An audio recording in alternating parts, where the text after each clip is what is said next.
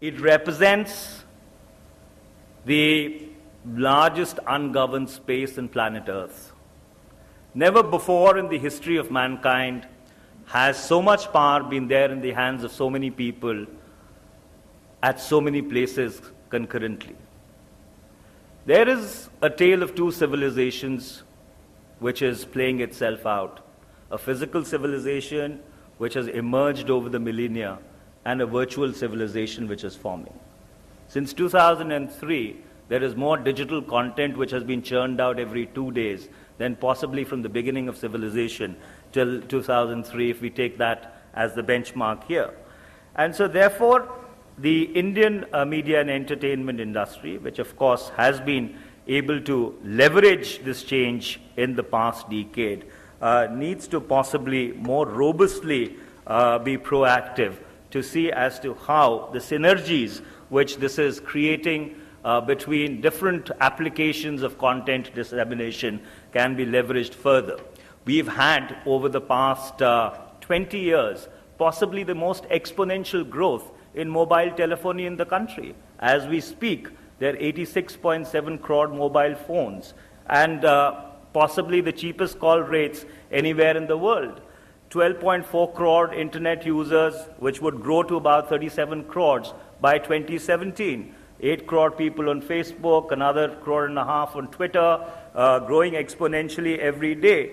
And that is why this is the technology area which is going to be the key enabler, whereby industry, if it maps out the roadmap properly, would be able to leverage it to see that you can do the 20% or 25% growth which you are contemplating to really be able to reach the target of $100 billion. Only yesterday in the cabinet, we've given an in-principle nod to incentivize semiconductor wafer fab manufacturing facilities in India.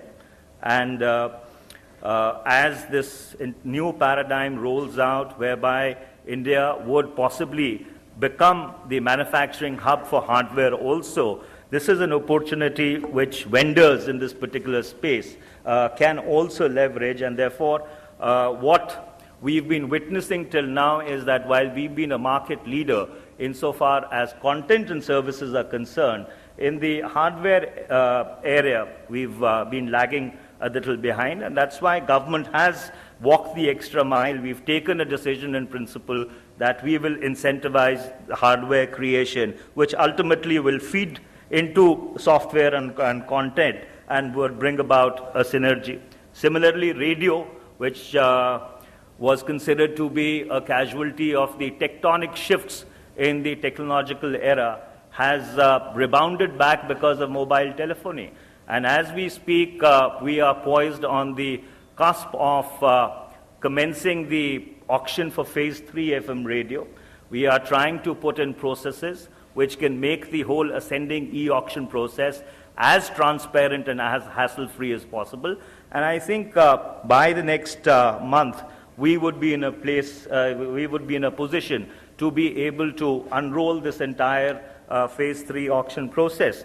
Similarly, in the film sector, which both Ronnie and Uday and Amit alluded to, as we speak, the Justice Mudgal Committee is winding down its remit to overhaul the archaic Cinematographic Act of 1952. We have given them a very, very wide remit. We've given them an open license and the latitude to be able to overhaul the entire legislative architecture in order to bring it up to speed with what the current reality is. And I do hope that when they come back with those recommendations, because there's been a series of consultations across the country, which I do hope the industry has taken advantage of, but when they come back with their recommendations, which they've told us by mid-October, we would try and put this legislative architecture in place. So therefore, some of the concerns which you have, which really have a bearing on the entire federal scheme, center versus state, the CBFC's remit, where the state government's remit on law and order, we would be able to find a method of ironing them out. But the one contradiction which Mr. Amit Khanna alluded to, and I think that is where a lot of work needs to be done, and Mr. Mahesh Bhatt also drew my attention to that, is the lack of television, enough cinema screens in India. While you have, or you may have 14 million Indians who go to cinema every day, this number could easily be 30 million, 40 million, 100 million, provided that we have those many schemes in place. And on this particular aspect, we would welcome any inputs which the industry may have as to how government can work with not only industry on one hand, but with state governments on the other, to see that we can put in place a proper package of incentives which can lead to the creation of infrastructure, which then the soft power or the content industry would be able to leverage to possibly attain its growth objectives. I would just like to conclude on a very personal note. When I took over as the minister last year, it was on the cusp of the CII's Big Picture Summit.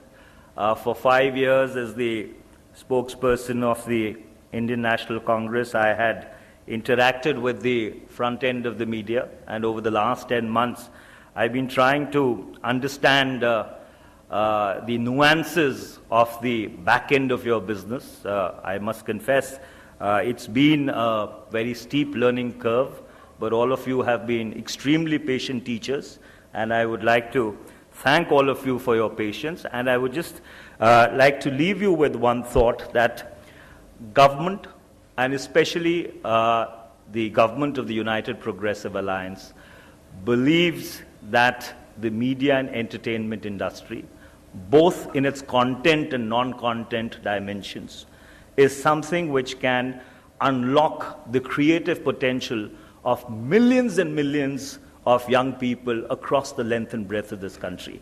And we would partner with the industry, we would walk that extra mile to ensure that we put in place the requisite infrastructure, the requisite policy landscape, to see that you are able to translate your $100 billion vision into reality. Thank you very much, ladies and gentlemen.